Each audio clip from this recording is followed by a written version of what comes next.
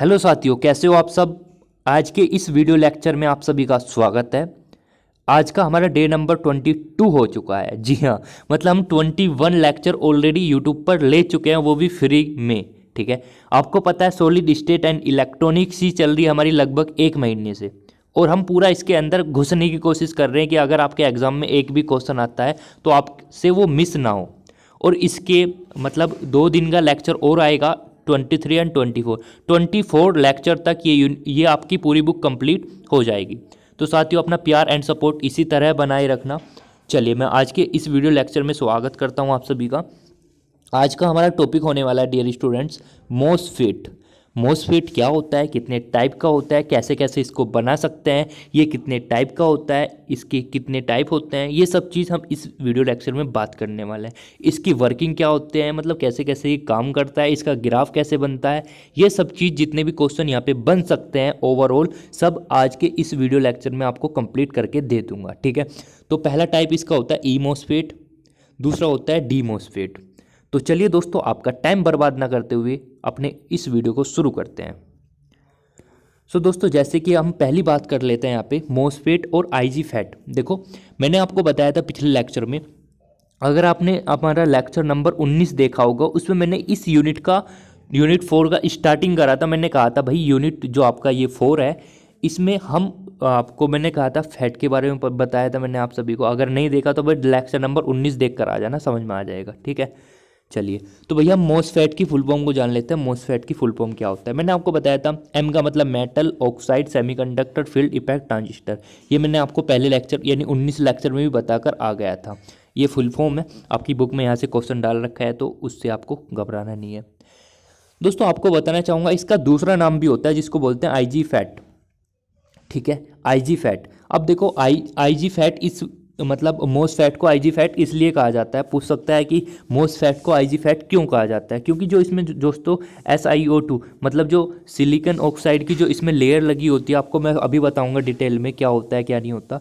वो insulator gate की तरह काम करता है, मतलब वहाँ पे इंसुलेटर की तरह वहाँ पे SiO2 की लेयर लगी होती है, और यहाँ पे इलेक्ट्रॉन होते हैं। ये इलेक्ट्रॉन को इधर नहीं जाने देता, इस वजह से इसको हम बोलते हैं insulated gate field effect transistor. तो ये दो फुल फॉर्म है आपके लिए इंपॉर्टेंट है। ठीक है, मैं बताता चलूँगा क्या चीज़ इंपॉर्टेंट है क्या चीज़ नहीं है। तो ये होप करता हूँ आपको ये समझ में आ गया होगा। अब हम इसकी पूरी डिटेल में बात करने वाले हैं, मोसफेट क्या होता है, कैसे इसको बनाया जाता है, कैसे कैसे हम इसको यूज कर सकते हैं। तो पहला पॉइंट है, देखो पॉइंट स्टेप बाय स्टेप मैं चलने की कोशिश करूँगा। देखो, बिल्कुल जीरो लेवल से बिल्कुल हाई लेवल तक जाएंगे, एक भी क्वेश्चन आपका नहीं छूटने वाला है। ठीक है, तो पहला पॉइंट समझ लेना, जो मैं बोल रहा हूँ बस उस पर फोकस करो। ठीक है, पहला पॉइंट है मोसफेट जो होता है ना दोस्तों, इसलिए कहा जाता है मोसफेट, इसलिए कहा जाता है क्यों कहा जाता है मोसफेट को मोसफेट क्यों कहा जाता है इसलिए कहा जाता है क्योंकि धात्विक गेट अर्धचालक परत से अलग होता है। ठीक है, मैंने आपको बताया था कि यहाँ पे इलेक्ट्रॉन होते हैं और यहाँ पे SiO2 की लेयर होती है, इस वजह से ये इसको नहीं जाने देता अंदर इलेक्ट्रॉनों को, इस वजह से इसको मोसफेट कहते हैं। ठीक है, देखो एक बात और ध्यान रखना डियर स्टूडेंट्स, जो आपका मोसफेट होता है ना, मोसफेट हम किसकी बात कर रहे हैं डियर स्टूडेंट्स,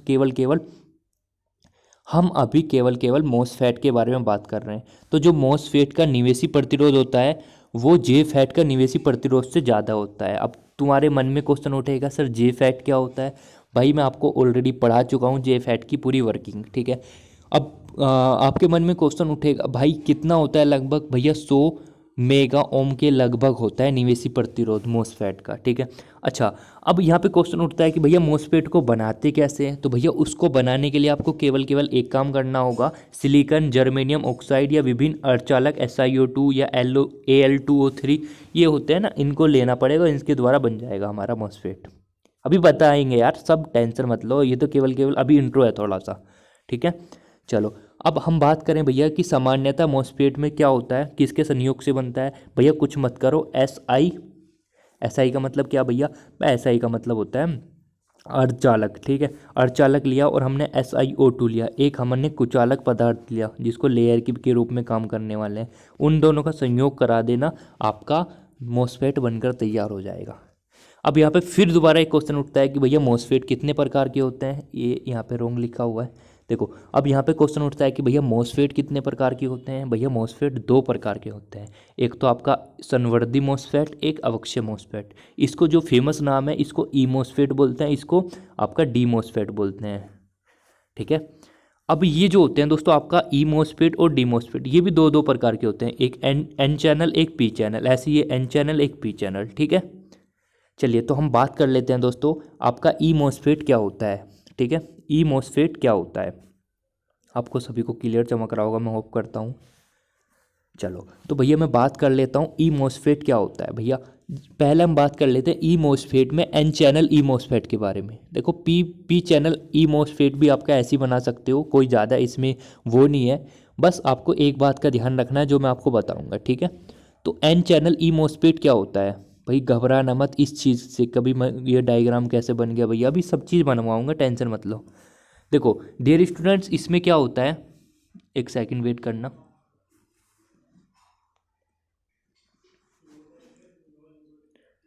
देखो डियर स्टूडेंट्स एक सेकंड थोड़ा सा वेट करना। लो जी हम चलते हैं कहीं ब्लैंक पेज पे, यहाँ पे बना लेते हैं, ठीक है। चलो दोस्तों जैसे कि मैंने आपको बताया कि भैया जो ई मॉसफेट होता है एन चैनल के लिए बात कर रहे हैं हम, किसके लिए बात कर रहे हैं डियर स्टूडेंट्स, हम बात कर रहे हैं सर एन चैनल के लिए ई मॉसफेट। देखो समझ लेना, पूरा समझ में आ जाएगा, होप करता हूँ मैं आप सभी को। देखो दोस्तों इसमें क्या होता है, इसमें इस टाइप का ये होता है, ये आपका इसमें क्या होता है, इसमें एक पी टाइप अर्धचालक लगा होता है अंदर की ओर, क्या होता है पी टाइप अर्धचालक लगा होता है अंदर की ओर, ठीक है दोस्तों। क्या लगा होता है, पी टाइप अर्धचालक लगा होता है। हम क्या काम करते हैं, किसकी बात कर रहे हैं दोस्तों, हम एन चैनल की वर्किंग बात कर रहे हैं, एन चैनल ई मॉसफेट के बारे में। तो हम क्या काम करते हैं डियर स्टूडेंट्स, यहाँ पर लेते हैं आपका एन चैनल, मतलब एन चैनल ली, यहाँ पे हमारा एन टाइप अर्धचालक होता है, यहाँ पे एन टाइप अर्धचालक होता है, और यहाँ पे हमारा एन टाइप अर्धचालक होता है। बता रहा हूँ वो तो हमारा डायग्राम ऑलरेडी बना हुआ है, जो मैंने आपको अभी कॉपी पे दिखाया था, मतलब जो पीडीएफ में दिखाया था ना वो बना हुआ है ऑलरेडी। अब तुम क्या होगे भैया बनता कैसे, बनाने का रीज़न ये है, ठीक है। तो इसमें एक पी टाइप अर्धचालक होता है, एक दो एन टाइप अर्धचालक होते हैं, ठीक है। क्योंकि हम एन चैनल मॉसफेट के बारे में बात कर रहे हैं तो वही होगा यहाँ पे कोने में, ठीक है। अच्छा अब हम क्या काम करते हैं दोस्तों, हम आपको पता है पी टाइप अर्धचालक में बहुसंख्यक आवेश वाहक क्या होते हैं, तुम क्या होगे भैया बहुसंख्यक आवेश वाहक कोटर होते हैं, कोटर। तो लो भैया मैं कोटर बनाना स्टार्ट कर दिया। भैया कहीं ना कहीं एक आधा इलेक्ट्रॉन भी तो होगा इसमें, क्योंकि बहुसंख्यक आवेश वाहक कोटर होते हैं, अल्पसंख्यक तो इलेक्ट्रॉन होंगे, तो एक दो तो इलेक्ट्रॉन भी होंगे। हाँ भैया बिल्कुल ठीक बात है। अच्छा यहाँ तक बिल्कुल समझ में आ गया भैया। अब हम क्या काम करते हैं दोस्तों, हम ये काम करना स्टार्ट कर देते हैं, जो आपका एन टाइप अर्धचालक था ना यहाँ पे एन टाइप, हम क्या काम करते हैं दोस्तों समझते रहना बस, प्लीज़ रिक्वेस्ट आप सभी से, और कुछ नहीं मांगता मैं आप सभी से। देखो यहाँ पे हम एन टाइप में एक ओम्य कॉन्टैक्ट लगा देते हैं, यहाँ पे ओम्य कॉन्टैक्ट हम लगा देते हैं, इस टाइप में ओम्य कॉन्टैक्ट, ठीक है। जो ब्लू ब्लू दिख रहा है आपका ये ओम्य कॉन्टैक्ट है। ऐसे सेम मैं यहाँ पे ओम्य कॉन्टैक्ट लगा देता हूँ एक, अभी समझ में आएगा ओम्य कॉन्टैक्ट लगाने का रीज़न क्या होता है, ठीक है ना। यहाँ पे हम ओम्य कॉन्टैक्ट लगा देते हैं। ऐसे सेम दोस्तों हम नीचे भी ओम्य कॉन्टैक्ट लगा देते हैं, ज़्यादा बड़ा हो जाएगा नहीं तो छोटा सा लेना है, ये लो। तो हम यहाँ पे भी एक ओम्य कॉन्टैक्ट लगा देते हैं दोस्तों, ठीक है। अब देखो समझते रहना, क्योंकि पूरी वर्किंग इसके ऊपर ही है, अगर आपने ये समझ लिया तो आपका डी मॉसफेट भी क्लियर हो जाएगा, ठीक है। तो हम ऐसे कर लेते हैं दोस्तों। अब हम क्या काम करते हैं दोस्तों, आपको पता है अगर मैं बात करना चाहूँ तो नीचे यहाँ पे क्या होता है दोस्तों, यहाँ पे आपका सोर्स होता है, सोर्स जिसको हम बोलते हैं स्रोत। और दोस्तों ये आपका जो होता है यहाँ पे, एक सेकंड दोस्तों, ये सोर्स नहीं होता है, एक सेकंड मिस्टेक कर दी। देखो आपका इसमें क्या होता है दोस्तों, यहाँ पे जो बीच में ये जगह बच चुकी है, देखो अभी समझते रहना, बैटरी बैटरी नहीं लगा रहा मैं अभी, जो ये बीच में जगह बची है ना दोस्तों, यहाँ पे हम क्या काम करते हैं, एक SiO2 की लेयर लेते हैं, या इसको मैं दूसरा कलर लेके दिखा देता हूँ आपका, ये वाला ले लेते हैं। चलो मैं क्या काम करता हूँ दोस्तों, यहाँ पे ये जो आपको दिख रहा है ना ये वाला कलर, ये आपकी SiO2 की लेयर है। किसकी लेयर है, SiO2 की परत है। किसकी परत है, SiO2 की परत है। तो दोस्तों मैं इसको ऐसे SiO2 की परत लगा देता हूँ, और क्या काम करता हूँ समझते रहना बस, प्लीज़ रिक्वेस्ट आप सभी से। मैं क्या काम करता हूँ दोस्तों, यहाँ पर एक ओम्य कॉन्टैक्ट और लगा देता हूँ ऊपर की ओर। क्या लगा देता हूँ, ओम्य कॉन्टैक्ट लगा देता हूँ ऊपर की ओर। अच्छा इतना हो जाने के बाद ओम्य कॉन्टैक्ट यहाँ पे लगा देता हूँ। इतना हो जाने के बाद आप क्या काम करना, आप एक काम करना, अगर मैं इसका देखता हूँ तो यहाँ पे आपका सोर्स दिखाई देगा, यहाँ पे आपको गेट दिखाई देगा, और यहाँ पे आपका ड्रेन दिखाई देगा। ऐसे मैं लिख सकता हूँ ड्रेन, ड्रेन, गेट एंड आपका सोर्स। ठीक है, समझ में आ रहा है? ठीक है, समझ में आ रहा है सभी बच्चों को, मुझे उम्मीद है। ये सोर्स हो गया, ये ड्रेन हो गया एंड ये आपका गेट हो गया। तो दोस्तों मैं क्या काम करता हूँ, ध्यान से समझ लेना प्लीज़, रिक्वेस्ट आप सभी से, क्योंकि रट्टा तो सभी मान लेते हैं, समझने की कोशिश करना। अब मैं क्या काम करता हूँ दोस्तों, जो आपका स्रोत होता है इसको मैं कनेक्ट कर देता हूँ किसके साथ, यहाँ पे जो आपका ये होता है ना, चाहे तो इसको एस बोल लो या फिर बॉडी पॉइंट होता है, ये बॉडी जो होती है ना, ये बॉडी, इसको हम नीचे से जोड़ देते हैं, ग्राउंडेड कर देते हैं। ठीक है, आपको पता है निशान क्या है का होता है, जो डॉट डॉट होता है, ग्राउंडेड कर दिया। अब मैं स्रोत को आपको इससे जोड़ देता हूँ, बॉडी के इससे। ठीक है, अब आपको पता है ग्राउंडेड करने का मतलब है यहाँ पे 0 वोल्ट हो जाना। ठीक है सर, अब इसका 0 वोल्ट हो गया, अब इससे जुड़ा हुआ है ये भी, तो इसका भी 0 वोल्ट हो जाएगा सर। हाँ जी, हो जाएगा। अब देखो समझते रहे ना, ये मैं 0 वोल्ट हटा रहा हूँ यहाँ से। अच्छा, अब देखो इसकी कहानी समझ लेना। अब मैं क्या काम करता हूँ दोस्तों, देखो अब मैं ये काम करता हूँ दोस्तों, यहाँ पे जो आपका सोर्स है, हाँ, और जो ड्रेन है, हाँ, मैं इसको एक बैटरी से जोड़ देता हूँ। बैटरी का मतलब क्या, देखो भैया ये आपको ज़्यादा वोल्टेज से जोड़ना है, हाँ भैया, और ये आपका, एक सेकंड, ये आपको कम वोल्टेज से जोड़ना है दोस्तों। जब भी तो यहाँ पे माइनस है, ये प्लस है। प्लस का मतलब देखो, माइनस का मतलब आप सभी को भली भांति परिचित हो कि भैया अगर माइनस है तो कम वोल्टेज से जुड़ा होगा। देखो आप देख भी सकते हो कि सोर्स हमारा कितने वोल्टेज से जुड़ा हुआ है, 0, तो ये कम वाला होगा, ड्रेन हमने ज़्यादा से जोड़ा। तो हम देखते हैं भैया कि ये जो होता है दोस्तों, ये आपका उत्क्रम अभिनत हो जाता है। ये जो पूरा ये सिस्टम है ना, पूरा सिस्टम ये आपका उत्क्रम अभिनत हो जाता है, जिसके कारण दोस्तों इसमें कोई धारा प्रवाहित नहीं होती। ठीक है, जिसके कारण अगर हम ये वाली इसको ये कंडीशन अप्लाई करते हैं तो इसमें कोई धारा प्रवाहित नहीं होती। अच्छा दोस्तों, अब फिर क्या काम करते हैं हम दोस्तों, अब हम एक काम करना यहाँ पे चाहते हैं दोस्तों। अब देखो हम क्या काम करना चाहते हैं इसमें, अब हम इसमें दोस्तों इस वाली बैटरी को हटा देते हैं। चलो मैं इसको हटा रहा हूँ, समझ में आ जाएगा कैसे हटेगा। देखो दोस्तों, जो हमने बैटरी लगाई थी अभी हट जाएगी थोड़ी देर बाद।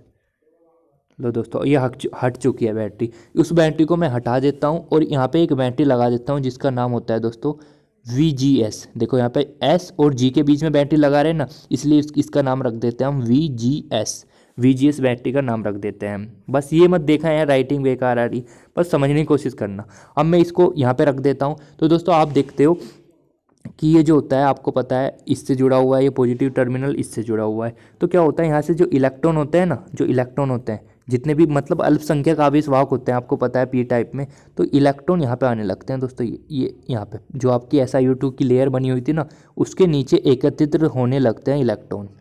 अच्छा दोस्तों, फिर क्या होता है, अच्छा अगर सपोज करो दोस्तों मैं आपका VGS का मान थोड़ा और बढ़ाता हूँ, तो और ज़्यादा इलेक्ट्रॉन यहाँ पे एकत्रित होने लगते हैं। अगर थोड़ा और बढ़ाता हूँ तो और इलेक्ट्रॉन यहाँ पे आने लगते हैं।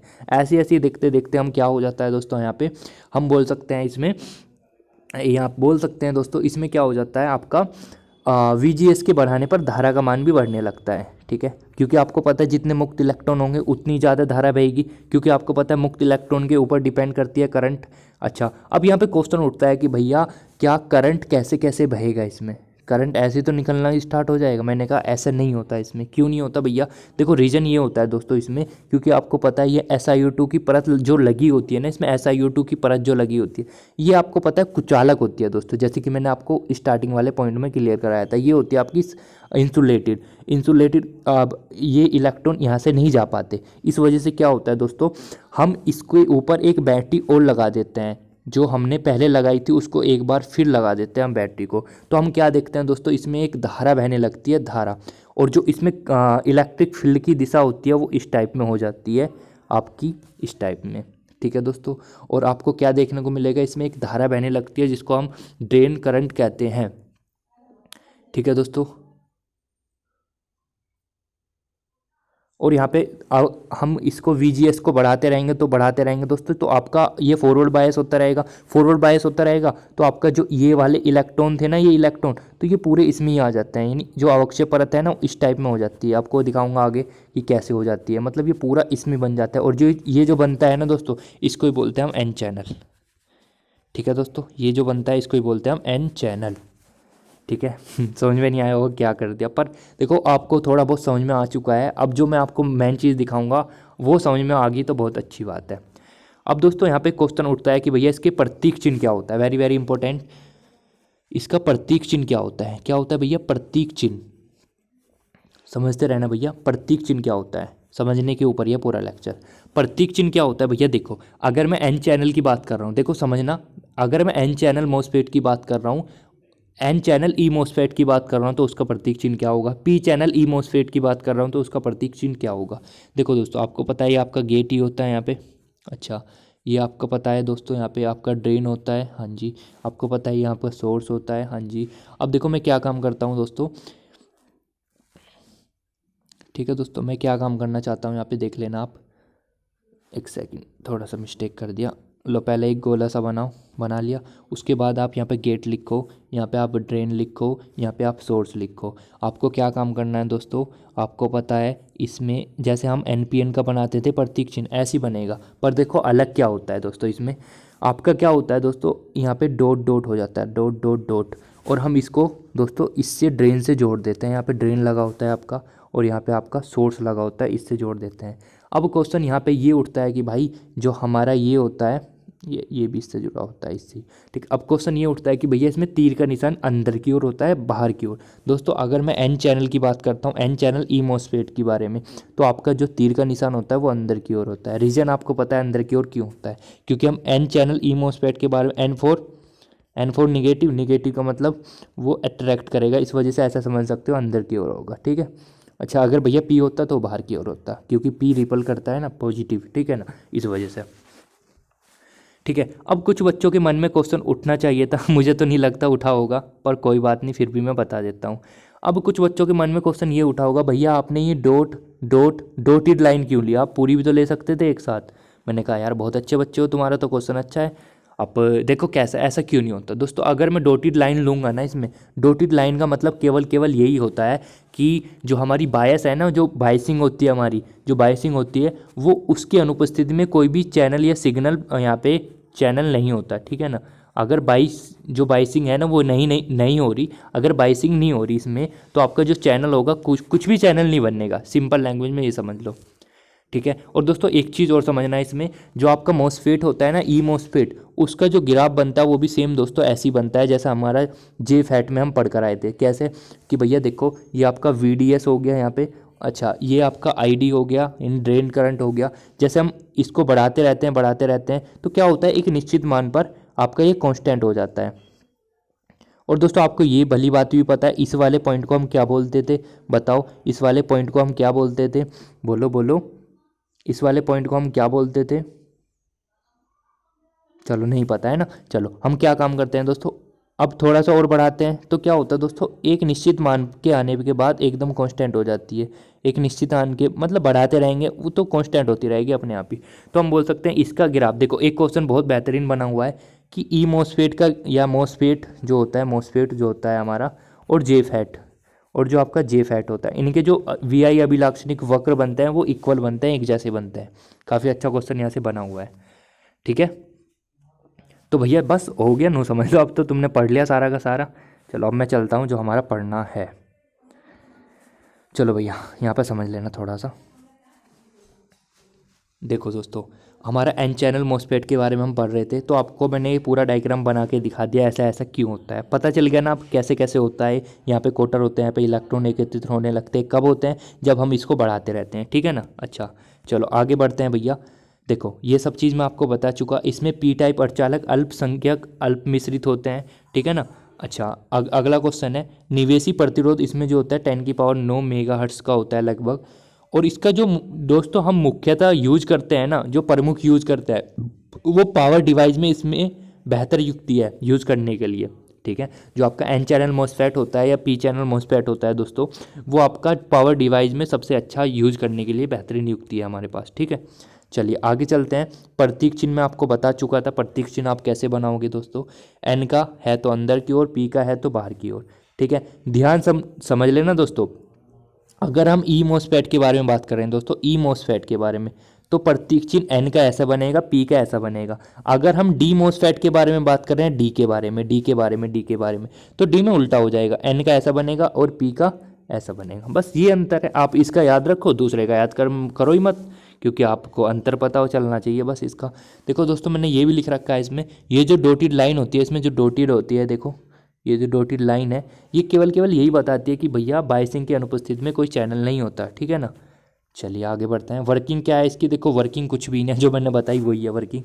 देखो यदि VGS को 0 कर दें, क्या मतलब सर, भैया जो हमने VGS नहीं लगाया था, पीछे देखो डायग्राम, VGS जो लगाया था अगर मैं उसको 0 कर दूं तो ड्रेन स्रोत के बीच धनात्मक वोल्टेज लगाया जाए तब चैनल ना होने के कारण कोई धारा प्रवाहित नहीं होती, क्योंकि भैया VGS का मान 0 हो गया तो धारा ही नहीं बहने की, सिंपल सी बात है। अच्छा भैया अगर हम VGS के मान को बढ़ाएंगे बस सिंपल सी बात है, ID का मान भी बढ़ेगा, जो उसमें ड्रेन धारा है वो भी बढ़ेगी, ठीक है। क्यों बढ़ेगी, क्योंकि भैया उसमें से जो मुक्त इलेक्ट्रॉन है ना वो SiO2 की लेयर के पीछे आने स्टार्ट हो जाएंगे, ठीक है, तो यहाँ पे एकत्रित होने लगेंगे जिसके कारण वहाँ पे धारा बहने लगेगी जिसको हम बोलते हैं I, ठीक है।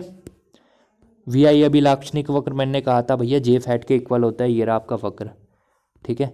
अच्छा भैया अगर कोई पूछे आपसे कि ID और GS और VDS के बनते ग्राफ कैसा बनता है, तो भैया ऐसा होता है, पहले तो धीरे धीरे बढ़ता है, देखो पहले तो थोड़ा थोड़ा बढ़ता है, फिर एकदम से बढ़ना स्टार्ट कर देता है, ऐसा बनता है इसका ग्राफ, ठीक है।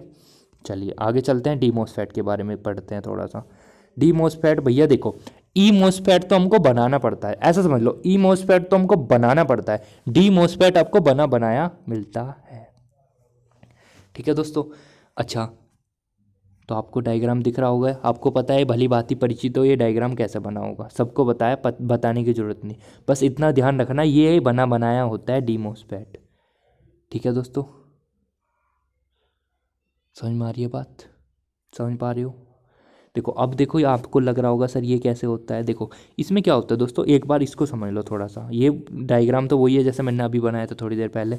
इसमें क्या होता है दोस्तों, जैसे हम VGS के मान को बढ़ाते रहते हैं VGS को मान को बढ़ाते रहते हैं, तो आपको पता है फॉरवर्ड बायस होता रहेगा, और फॉरवर्ड बायस होने के कारण आपको पता है फॉरवर्ड बायस में अक्षीय परत की चौड़ाई बढ़ती रहती है, बढ़ती रहती है, बढ़ती रहती है। अब देखो आप देख पा रहे हो कि भैया ये फॉरवर्ड बायस को बढ़ाता रहा, बढ़ाता रहा, बढ़ाता रहा, तो आपको क्या देखने को मिला दोस्तों, ये अक्षीय परत चौड़ी होती गई, चौड़ी होती गई, चौड़ी होती गई। और दोस्तों आप देख पा रहे हो इलेक्ट्रॉन के निकलने के लिए जरा सी जगह बची हुई है, जरा सी, यानी हम बोल सकते हैं क्या, देखो ये पॉइंट मैंने लिख रखा है इसमें, बस यहाँ से जो भी क्वेश्चन बनते हैं वो लिख रखा है मैंने। देखो अगर हम VGS के मान को 0 कर दें, देखो दोस्तों ये जो आपका VGS है, अगर मैं VGS के मान को 0 कर दूं, 0, ठीक है, सपोज करो मैं इसके कारण मैं बोल रहा हूँ, इसके कारण बहने वाली धारा I1 है, ध्यान से सुनना। VGS की मुझे पता है, VGS को अगर मैं 0 कर दूं और मैं कह रहा हूँ इसके कारण बहने वाली धारा I1 है, अगर मैं कह रहा हूँ VGS को धनात्मक विभव दिया जाए, मतलब इसको पॉजिटिवली चार्ज किया जाए, तो मैं कह रहा हूँ इस कंडीशन में बहने वाली धारा I2 है, समझ लेना। अच्छा अगर मैं कह रहा हूँ VGS को ऋणात्मक विभव दिया जा रहा और मैं कह रहा हूँ उस कंडीशन में I3 है, तो बताओ किसका मान बड़ा होगा किसका छोटा होगा। तो वही चीज़ मैंने नीचे लिख रखी है आप सभी के लिए कि अगर VGS का मान 0 है तो मतलब क्या है, कुछ नहीं है, VGS जो आपकी बैटरी लगी हुई है उसको 0 कर दें तो क्या होगा, मैंने कहा ID1 धारा भाई। अच्छा अगर इसको निगेटिव कर दें तो मैंने बोला ये, अगर ये बोल दें तो ये, तो आपको ये बात ध्यान रखनी है कि अगर हम इसको पॉजिटिवली चार्ज करेंगे ना तो ID3, मतलब ये ध्यान नहीं रखना ID3 या 2, 2, 1 जो भी है, आपको ध्यान रखना है कि जो पॉजिटिवली आपका विभव होता है ना VGS, उसका मान, धारा का मान सबसे अधिक होता है, निगेटिव का उससे कम होता है, 0 का सबसे कम होता है, ठीक है भाई। चलो आगे चलते हैं। देखो गेट पर धनात्मक विभव संवर्धी मॉसफेट की तरह कार्य करता है, मतलब जो हम अगर यहाँ पे बात करें दोस्तों, किसकी बात कर रहे हैं हम, डी मॉसफेट के बारे में बात कर रहे हैं, डी मॉसफेट के बारे में। तो डी मॉसफेट में जो आपका गेट होता है, अगर हम गेट पे धनात्मक विभव दे, यार देखो ना खुद देखो यहाँ पे, देखो आपका गेट ये रहा दोस्तों, आप देख सकते हो आपका गेट ये रहा ना गेट वाला, अगर हम इसमें धनात्मक विभव दें तो आपको ये पता किसकी तरह काम करता है दोस्तों, ये आपका ई मॉसफेट की तरह ही काम करता है, आप देख सकते हो पूरी वर्किंग उसकी तरह ही तो है, अलग थोड़ी है इसमें कुछ। इसमें भी ऐसी होता है, अगर हम आपका बोल सकते हैं VGS के मान को बढ़ाते हैं रहते हैं तो आपका ये भी बढ़ता रहता है, आप खुद देख रहे हो, देखो पहले 0 था, फिर माइनस और फिर सबसे ज़्यादा हुआ, तो ID3 तो सबसे ज़्यादा है, मतलब जैसे जैसे वोल्टेज को बढ़ाएंगे वैसे वैसे धारा का मान भी बढ़ेगा, ये तो मतलब है इसका, ठीक है दोस्तों। होप करता हूँ यहाँ तक आपको कोई प्रॉब्लम नहीं हुई होगी, ठीक है दोस्तों। चलो चलते हैं अब। देखो आपकी जो आपका फील्ड इफेक्ट ट्रांजिस्टर होता है उसकी बाइसिंग होती है, आपकी बाइसिंग ज़्यादा पढ़ने की ज़रूरत नहीं, क्योंकि यार दोस्तों मैं आपको बाइसिंग पिछली यूनिट में पढ़ा चुका हूँ कि फिक्स बायस क्या होता है, उसके कुछ पॉइंट है जो की पॉइंट आपको ध्यान रखने हैं। निश्चित बायस फॉर्मूला ड्राइव करके मैं आपको दिखा चुका हूँ कि इसका फॉर्मूला निकल के क्या आता है। देखो निश्चित बायस में क्या होता है दोस्तों, ये जो विधि होती है, जो निश्चित बायस की विधि होती है, नॉर्मली उसको इंसान पसंद नहीं करते, ठीक है। अब क्वेश्चन उठता है भैया क्यों नहीं करते, क्योंकि भैया जो इसकी बैटरी होती है ना, जो इसमें बैटरी यूज़ करते हैं वो महंगी होती है और जल्दी जल्दी उसको अलग करना पड़ता है, इस वजह से इसको यार आलकस करते हैं लोग इसका यूज़ करने में, ठीक है। तो ये की पॉइंट है, आपको याद रखने हैं। और तो मैं आपको सब चीज़ बता चुका हूँ दोस्तों। आपको अगली बात ध्यान रखनी है कि जो आपका सेल्फ बायस होता है उसके बारे में आपको बता चुका क्या होता है। वोल्टेज विभव बायस जो होता है उसके बारे में अभी आपको मैं बता चुका। बस यहाँ से एक की पॉइंट क्वेश्चन बन सकता है कि भैया जो आपका एफईटी की बाइसिंग होती है वो कितने प्रकार की होती है। तो यहाँ पे आपका आंसर होगा दोस्तों 3 प्रकार की होती है बाइसिंग। कौन कौन सी होती है ये भी पूछ सकता है, निश्चित बायस, फिक्स बायस और आपका विभव विभाजक बायस, ठीक है। ये 3 क्वेश्चन यहाँ पे बन सकते हैं आपके इजीली। अच्छा, अब एक क्वेश्चन यहाँ पे बन सकता है कि भैया, चलो अब एक क्वेश्चन यहाँ पे ये बन सकता है कि भैया जो आपका, देखो चलो एक क्वेश्चन यहाँ पे पहले मैं यहाँ पे स्वत मतलब सेल्फ बायस के बारे में बात कर लेता हूँ, थोड़ा सा हल्का सा बताऊँगा, ज़्यादा नहीं। दोस्तों तुम कहोगे कि भैया इसमें सेल्फ बायस का क्या योगदान है, जो आप एन चैनल मोसफेट पढ़ रहे हो या पी चैनल मोसफेट पढ़ रहे हो या ई मोसफेट पढ़ रहे हो या डी मोसफेट पढ़ रहे हो। तो भैया देखो जो सेल्फ बायस होता है वो ई मोसफेट के बारे में जो होता है ना, वो यार इतना जो उसका कार्यकारी बिंदु है ना, ऑपरेटिंग पॉइंट, मैंने आपको बताया था, देखो अगर आपके याद हो तो इस टाइप में बताया था ग्राफ बना के। मैंने कहा था कि यहाँ पे लोड लाइन बननी स्टार्ट हो जाती है और जो ये पॉइंट यहाँ पे प्राप्त होता है ना उसको बोलते हैं क्यू पॉइंट, ठीक है, कार्यकारी बिंदु। दोस्तों ये इसमें फिक्स नहीं हो पाता, इस वजह से हम इसका भी ज़्यादा यूज नहीं करते इसमें बाइसिंग के लिए, ठीक है। अब देखो कुछ बच्चों के मन में क्वेश्चन उठेगा भैया ये क्या होती है फिर बाइसिंग जो आप यहाँ पे पढ़ा रहे थे। देखो संवर्धी का मतलब यार ई तो है, ई मोसफेट है इसका मतलब, ई मोसफेट की बाइसिंग। देखो दोस्तों मैंने आपको बताया ई मोसफेट के कार्यकारी बिंदु स्थापित करने के लिए जो है ना स्वत बायस प्रयुक्त नहीं किया जाता, इसका मतलब कट्टम का मतलब नहीं किया जाता। अब तुम क्या होगा क्यों नहीं किया जाता भैया, क्योंकि जो होता है दोस्तों उसमें जो आर एस लगा होता है ना प्रतिरोध, उसके सिरों के बीच विभव पतन हो जाता है। विभव पतन का मतलब विभव में बोल सकते हैं कमी आ जाती है। और आपको ध्यान रखना है दोस्तों ये जो है आपको रिवर्स बाइसिंग में यूज करना पड़ेगा, ठीक है, जब भी आपके लिए अच्छा माना जाएगा, अदरवाइज इतना यूज नहीं होता, ठीक है। रिवर्स बाइसिंग में यूज़ करना है, ठीक है ना। तो यहाँ पे मैंने लिख रखा है कि ई मोसफेट को कार्य करने के लिए फॉरवर्ड बायस की ही यूज़ करना है आपको, ठीक है। रिवर्स बायस में विभव पतन हो जाता है उसमें क्योंकि, ठीक है। चलिए भैया आगे पढ़ लेते हैं। अब तुम क्या होगे भैया इतना टॉपिक कैसे कवर कर लेते हो इतनी वीडियो में। देखो यार सब चीज़ करना पड़ता है क्योंकि की पॉइंट थोड़े से उठाने पड़ते हैं। देखो पावर सप्लाई, शक्ति संभरण समझ लो थोड़ा सा क्या होता है दोस्तों। यहाँ से जो क्वेश्चन बनेंगे मैं आपको बता रहे देता हूँ, शक्ति संभरण से रिलेटेड क्या क्वेश्चन बन सकते हैं। देखो पहला क्वेश्चन तो ये बनेगा, चलो पहले मुझे ये बताओ शक्ति संभरण होता क्या है। भैया कुछ भी नहीं होता। शक्ति संभरण एक ऐसा बोल सकते हैं, एक ऐसी युक्ति होती है या एक ऐसी पावर डिवाइस होती है जो प्रत्यावर्ती शक्ति को, जो क्या काम करती है भैया, जो प्रत्यावर्ती शक्ति को दिस शक्ति में बदले, ठीक है भैया। क्या काम करती है, जो भैया एसी एक सेकेंड, जो क्या काम करती है भैया, जो एसी पावर को डीसी पावर में बदलने का काम करती है आपकी ये, ठीक है। किसको बदलती है, एसी को डीसी में। चलो इतनी बात तो ध्यान रखी भैया हमने। चलो भैया ये जो आपने डायग्राम सा बना रखा है ये इंपॉर्टेंट है क्या भाई, देखो इंपॉर्टेंट कुछ भी नहीं होता यार, और सब चीज़ इंपॉर्टेंट भी होती है, तो इस वजह से इसको समझ लेना, थ्योरी लिखने की ज़रूरत नहीं है। देखो यहाँ पे दोस्तों हम क्या काम करते हैं, क्योंकि आपको प्रत्यावर्ती शक्ति को आपको डीसी मतलब एसी पावर को आपको डीसी पावर में चेंज करना है, तो हम क्या काम करते हैं दोस्तों, एक ट्रांसफार्मर लगा देते हैं।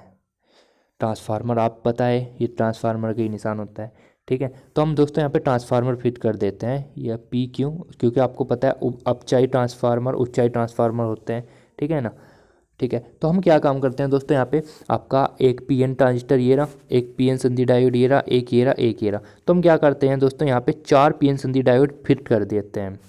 क्यों करते हैं, जिससे हमें पूर्ण तरंग डिस्कारी सिग्नल प्राप्त हो सके, ठीक है। अच्छा अब देखो समझने का काम क्या है।